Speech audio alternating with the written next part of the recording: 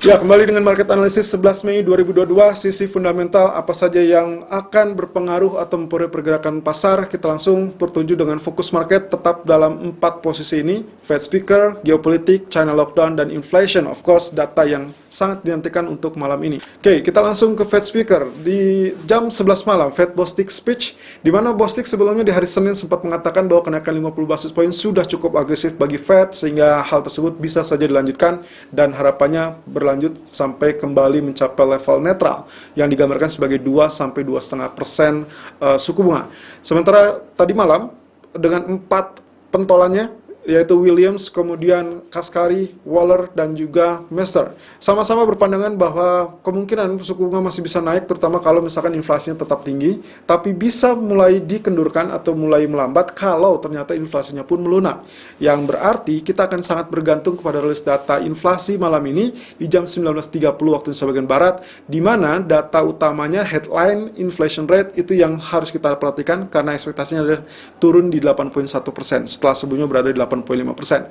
Sementara yang bagian kanan ini adalah core inflation atau di beberapa website sering disebutnya sebagai inflation excluding food and energy. Ya, jadi keduanya sama-sama penting dan keduanya juga bisa menentukan sentimen pasar berikutnya. Kemudian kalau kita lihat dari skenario inflation rate-nya, kita langsung tertuju pada headline-nya saja, di mana ekspektasi 8,1% berarti mengalami penurunan atau melunak dari previous 8,5%. Of course, kalau ternyata kita lihat skenario aktual lebih besar dari ekspektasi, artinya kalau dirilisnya 8,3, 8,4 atau bahkan 8,5, ya berarti menandakan itu terjadinya strong dollar. Ya, berarti ini mengakibatkan apa yang dikatakan oleh Powell kemarin itu bisa saja gagal, artinya 75 basis poin justru kembali terbuka. Jadi inflasi yang tinggi justru mendorong ekspektasi kenaikan suku bunga agresif di pertemuan berikutnya. Tapi sebetulnya skenario yang paling bagus kalau memang menginginkan hal tersebut, maka aktual harus lebih tinggi dari previous, yaitu harus lebih tinggi dari 8,5%. Yang mana hal tersebut juga akan mendorong ekspektasi permintaan atau minat terhadap safe haven gold, di mana gold akan bertindak sebagai aset hedging inflasi. Tapi kalau hanya berada di kisaran 8,2 sampai 8,4, saya rasa emas belum tentu akan mengalami rebound yang cukup signifikan. Ya, setidaknya rebound mungkin terbatas ya. Sementara untuk aktual lebih kecil daripada ekspektasi, artinya weak dollar, karena kemungkinan apa yang dikatakan Powell itu didukung dengan apa yang terjadi pada data. Artinya, kalau memang ternyata Powell sudah memberikan indikasi tidak ada kenaikan 75 basis point di pertemuan berikutnya, hanya sekedar 50 basis point, berarti inflasi yang melunak tersebut memberi harapan untuk rebound di pasar ekuitas. Dalam hal ini berarti Dow Jones rally, S&P ataupun Nasdaq bisa kembali rebound dan Asia pun bisa turut terdorong.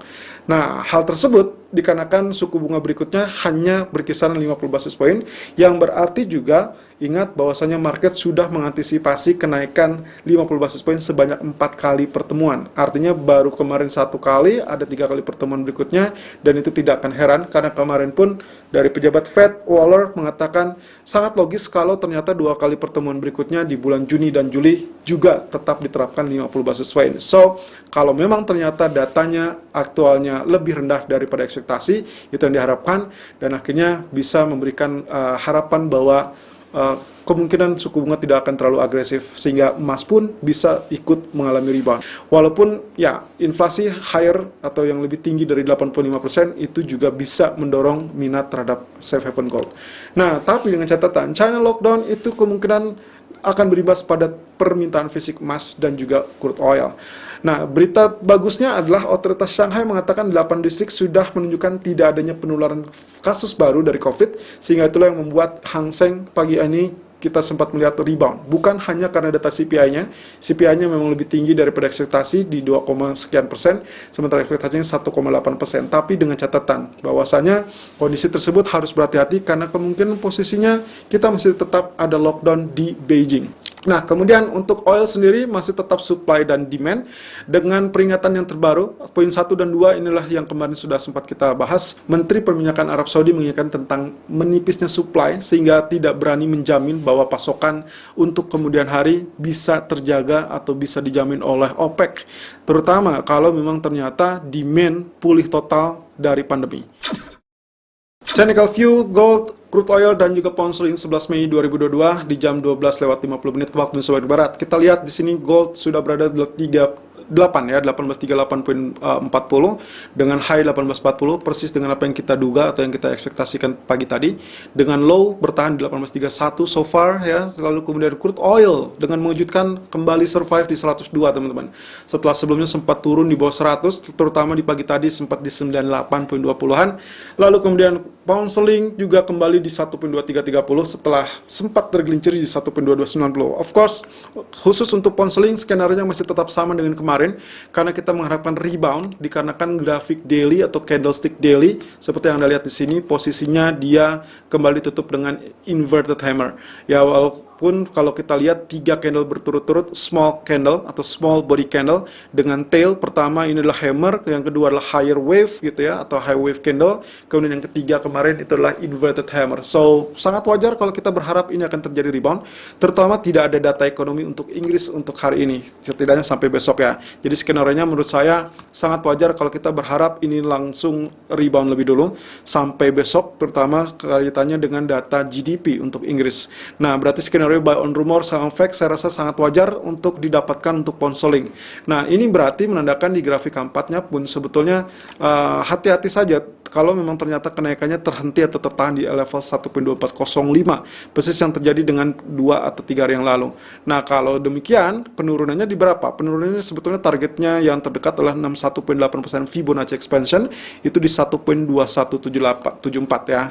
Nah, sebetulnya apakah itu berhenti? Tidak juga. Sebetulnya ada level 100% dan juga ada level 161.8%. Anyway, expansionnya saya tarik dari titik ini ya, titik tertinggi 1.26311 atau 31, kemudian titik terendah 1.2266 atau 65, lalu kemudian rebound yang terakhir di 1.2405. Nah, terkait hal tersebut, maka kalau kita coret-coret di sini grafik untuk H4-nya kurang lebih gambarannya akan seperti demikian. Nah, Anda perhatikan di sebagian sini, kalau misalkan kita lihat sebetulnya bisa saja nantinya membentuk apa yang disebut dengan rising wedge kembali. Nah, bisa saja malah membentuknya bearish flag ya. Di sini berarti saya coba andalkan kalau memang ternyata bentukannya let's say bentuknya atau pergerakannya seperti ini ya. Jadi kalau memang ini yang kita dapatkan nanti sore, berarti anggapan saya adalah biarkan dia mengalami kenaikan terlebih dulu seperti itu, lalu kemudian nanti perhatikan areal-areal yang sangat kritikal, dan itu berarti level-level Fibonacci expansion yang kemarin masih tetap digunakan. Jadi walaupun kita sudah menggunakan Fibonacci expansion, kita tarik yang terbaru retracementnya ada di 1.2631 sampai 1.2265, berarti level-level yang harus diperhatikan adalah 38.2, lalu 50% dan 61.8%. Artinya kalau memang ternyata skenario akan seperti ini, buy on rumor sell on fact, terutama dengan kaitannya candlestick small body yang terdapat di daily dan juga ada beberapa inverted hammer dan juga high wave candle, maka kita harapkan kenaikan akan relatif tertahan di zonasi kisaran 50% ya. Kita anggap saja 50% atau 61.8% sebagai pemuncaknya. Itu berarti sesuai dengan 50% real body candle long black yang ada di grafik daily berada di 1.2493. Jadi kalau tembus 1.2490-an boleh follow buy, artinya kalaupun misalkan Anda tahan buy dari sekarang, boleh saja. Tapi kalau ternyata rejection, maka Anda harus siap-siap langsung switch strateginya menjadi area sell. Ya, karena kalau misalkan lihat seperti ini, maka pola pergerakannya diharapkan sebagai bearish flag. Ya, jadi kita bisa mengandai-andai atau berharap ini akan terjadi bearish flag. Nah, kemudian kita kembali ke dalam posisi gold. Dilihat dari grafik H4-nya, kemarin kita sempat sebutkan terkait dengan kenaikan yang mungkin masih akan relatif tertahan. Ya, kita masih tetap dalam fase triangle, di mana triangle sendiri memiliki potensi yang cukup unik, di mana kalau kita ukur target dari triangle sendiri, kemarin kita sudah dapatkan ukurannya adalah 1.8 atau 1813 ya, atau kurang lebih 1812, 1813, kita tanda saja di situ. Biasanya dengan pola segitiga ataupun pola triangle ini ada kecenderungan market ataupun pergerakan itu tidak mencapai puncaknya atau tidak mencapai target utama, yang mana berarti kita tidak akan menemukan 1812 ataupun 1813. Nah, tapi lucunya atau uniknya adalah terkait dengan potensi targetnya mungkin saja mencapai kisaran 50% atau 75%, yang mana potensi dari 50% di 1842 atau 1843 kemarin kita tandai itu sudah ditembus teman-teman. Nah berarti tinggal satu lagi nih di level 1827 yang sampai sekarang masih tetap bertahan. Nah tapi kalau misalkan teman-teman lihat di sini posisinya kan candlestick ini tadi pagi ternyata ditutup dengan hammer, jadi ada kecenderungan dia mulai kenaikan, tapi dengan catatan kenaikan saya rasa belum akan mencapai atau belum akan tembus 1850-an. Ingat bahwasanya sebelumnya itu akan menjadi area support sehingga sekarang menjadi resisten strong ya, atau strong resisten. Kalau sampai bisa ditembus ya Anda boleh follow buy, tapi sesi Asia, sesi Eropa ini kita akan terfokus atau menunggu lebih dulu sehingga kemungkinan potensi kenaikan diharapkan tidak terlalu agresif, lalu kemudian dia akan mulai penurunan. Jadi kalau misalkan dilihat dari kondisinya, bahkan di H1-nya pun menunjukkan hal seperti demikian. Kalau Anda lihat ada Fibonacci expansion 100%, saya tarik dari level ini ya, 3 level ini. Nah ini kemudian ada 161,8%-nya di 1798. Ya kita tidak berharap ada 1798, mungkin saja hanya berkisar 1824. Nah bagusnya sebegitu ini teman-teman. Kalau kita kembali ke grafik daily terlebih dulu. Nah, ada MA 200 di 1835.20 saat ini. Oh, sorry, 1835.40 ya untuk MA 200-nya. Yang artinya kalau memang ternyata hari ini bisa ditutup di bawah 1835, berarti hati-hati esok dan kemudian lanjutannya itu akan tetap mulai penurunan dengan potensi oke, kita lihat di sini ada 1830, ada 1808. Terakhir ada 1780. Jadi itu ada level-level support yang selanjutnya. Kita lihat di sini area untuk grafik keempatnya sendiri yang tadi kita maksud adalah level 75%, berarti kita tandai di sini ya. Ini kemungkinan bisa dicapai karena memang uniqueness ya, keunikan dari pola triangle. Sementara target maksimalnya adalah 1813. Jadi 1827, 1813. Nah, dengan harapan bahwasanya di pagi hari atau di sesi Asia sampai sesi Eropa kita tidak akan melihat penembusan di atas ini, teman-teman, ya. Jadi kita abaikan level 61,8%. Jadi kalau misalkan ternyata nanti atau misalkan katakan di sore hari berhasil tembus zona hijau, itu berarti di atas 1849, 61,8% grafik keempat, berarti Anda boleh follow buy ya. Jadi catatannya seperti itu, follow buy begitu tembus 61,8%. Nah, tapi karena kita terfokus dengan CPI, maka yang diharapkan adalah dia hanya naik sesaat ya, lalu kemudian terhenti terlebih dulu, berarti kemudian dia akan mengalami penurunan. Nah, penurunannya bisa saja dua hal ya, bisa hanya menyentuh 75%, persis dengan apa yang diteorikan dari segitiga, bahwasanya dia hanya mencapai 50 atau 75% dari target, atau bisa juga mencapai level 100%-nya, atau level utamanya di 1813. Jadi saya tandai saja, bisa saja Anda nantinya kalau memang ternyata data CPI-nya ternyata katakanlah tidak terlalu kencang atau tidak terlalu kuat, maka dia diharapkan akan terjadi rebound di 1827 atau 1824. Anda boleh lakukan buy on dip di area tersebut kalau memang penurunan sudah mencapai level 1824, 1825 atau 1827. Teman-teman bisa lihat di sini.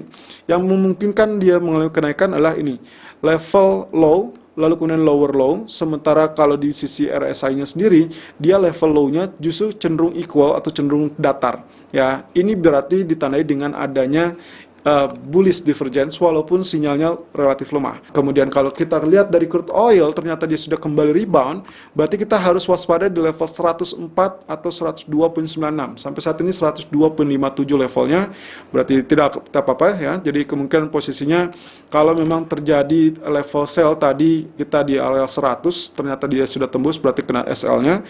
Sekarang kita akan fokus di level berikutnya, teman-teman. Jangan dulu di follow buy, tapi Anda tunggu kisaran 104-105.